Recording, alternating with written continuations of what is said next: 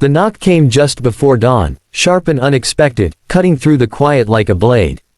The kind of knock that carries weight. The kind that tells you life is about to change whether you're ready or not. He stood there in the half-light of his narrow hallway, heart racing, wondering how a joke spoken out of exhaustion the night before could turn into this moment. By morning, the CEO was at his door. If you believe that kindness has a way of circling back, that broken lives can still collide into something beautiful, take a second right now to like this video, share it with someone who needs hope, comment your thoughts, and subscribe to the channel. Stories like this only matter if we believe second chances are real. He was not always a single father, but loss has a way of carving titles into people without asking permission. 3 years earlier, his world had collapsed quietly, without drama, in a hospital room that smelled like antiseptic and endings. His wife was gone, and suddenly the weight of an entire universe pressed onto his shoulders. He learned quickly that grief does not pause for bills, school lunches, or the soft panic of a child waking from nightmares.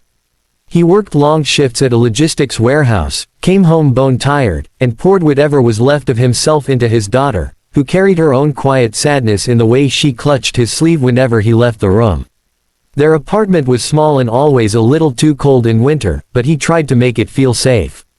He taped her drawings to the wall, cooked meals that burned more often than not, and told himself that surviving was enough. Most nights, after she fell asleep, he sat at the kitchen table with unpaid notices spread out like accusations. He laughed less. He joked more. Humor became armor, thin but necessary. The night before the knock, everything felt heavier than usual. The elevator in his building had been broken again, and he had carried groceries up 5 flights while his daughter counted each step, turning exhaustion into a game. In the stairwell, they ran into a woman he had seen a few times before, always dressed sharply, always on the phone, always moving as if the world waited for her commands. That night, though, she looked different. Tired, fractured. Her confidence had a crack running through it. They spoke briefly, awkwardly, the way strangers do when they share the same walls but not the same lives. Somehow the conversation lingered. It drifted into stories of long days and empty apartments. She mentioned a temporary housing issue, brushed it off like it was nothing. He, running on fatigue and habit, made a half-smile joke that if things got rough, she could always move in. He laughed. She laughed, too, but hers didn't reach her eyes.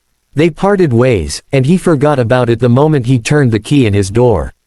He didn't know that his joke would echo in her head all night.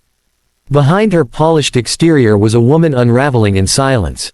The CEO title sat heavy on her shoulders, earned through years of ruthless focus and personal sacrifice. She had climbed high, but somewhere along the way, the ladder had taken everything else with it. Her marriage had ended in legal documents and cold negotiations. Her penthouse felt like a museum of success, beautiful and empty. That night, after a brutal board meeting and a call informing her that her temporary relocation plans had fallen through due to a legal dispute, she sat alone with a glass of water and the sound of her own breathing. The joke replayed in her mind not because it was funny, but because it was warm. Because no one in her world joked about sharing space unless there was something human underneath it. At 4 in the morning, after staring at city lights that never slept, she made a decision that shocked even herself. Not a business decision, a personal one. She gathered her coat, left her luxury car in the garage, and took a rideshare to a part of the city she had only ever passed through without seeing. When he opened the door and recognized her, time seemed to bend. She stood there in simple clothes, no assistants, no phone glued to her ear. Just a woman with shadows under her eyes and a question written all over her face. The hallway light flickered. His daughter stirred behind him, peeking from her room with sleepy curiosity. She didn't ask for the room right away. She asked for a cup of coffee. He nodded, stepped aside, and let her in, not knowing why it felt so natural. The apartment smelled like toast and cheap detergent. She sat at the small table, hands wrapped around a chipped mug, and for the first time in years, she wasn't performing. She explained, not with drama but with honesty, how the joke had stayed with her because it felt like an invitation to be human again. What followed were days that none of them could have predicted. She stayed at first for one night, then another. The couch became her bed. The mornings became shared routines. She watched him pack lunches with care, saw the way he knelt to tie his daughter's shoes, the way he listened to her stories as if they were the most important meetings of the day. Something inside her shifted. Success had taught her how to command rooms, but this small apartment taught her how to belong. The challenges didn't disappear. He still struggled with money. She still carried the weight of her company. There were awkward moments, boundaries to navigate, unspoken fears. He worried about appearances, about judgment, about what it meant to let someone like her into their fragile stability. She worried about crossing lines, about using her power without meaning to, about growing attached to a life she might not deserve. But change doesn't always arrive loudly. Sometimes it arrives in quiet evenings where homework is done at the same table as spreadsheets, in shared meals that stretch longer than planned, in laughter that surprises everyone involved. She began helping not with money at first, but with presence. She read bedtime stories. She listened. She learned how to slow down. He, in turn, learned that accepting help was not weakness. He learned that his value was not measured by his paycheck or his exhaustion. He saw his daughter smile more, heard her laugh without hesitation. The apartment felt warmer. When her company crisis finally resolved, when her penthouse became available again, the question hung unspoken between them. The morning she packed her bag, the silence was heavier than any goodbye. She stood in the doorway, looking back at a life she hadn't known she was missing. She didn't leave that day. Instead, she made choices that surprised the boardroom and herself. She restructured her role, delegated more, chose presence over constant control. She invested in his dreams without overpowering them, helping him enroll in training that led to a better job, one that allowed him to be home for dinner.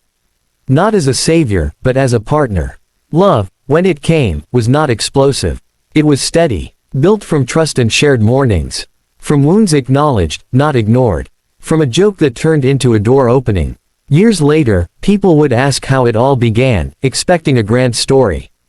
He would smile and think of that stairwell, that careless line spoken through exhaustion. She would think of the knock at dawn and the courage it took to show up without armor. If this story is reaching something soft inside you, if it reminds you that small kindnesses can rewrite entire lives, please take a moment now to like this video, share it with someone who believes in hope, and subscribe to the channel. Your engagement helps stories like this find the people who need them most. Before this story ends, leave a comment telling us whether you believe one small moment can truly change everything. Because sometimes, the bravest thing a person can do is take a joke seriously, knock on a door, and choose connection over comfort. And sometimes, that choice becomes the beginning of a family no one planned, but everyone needed.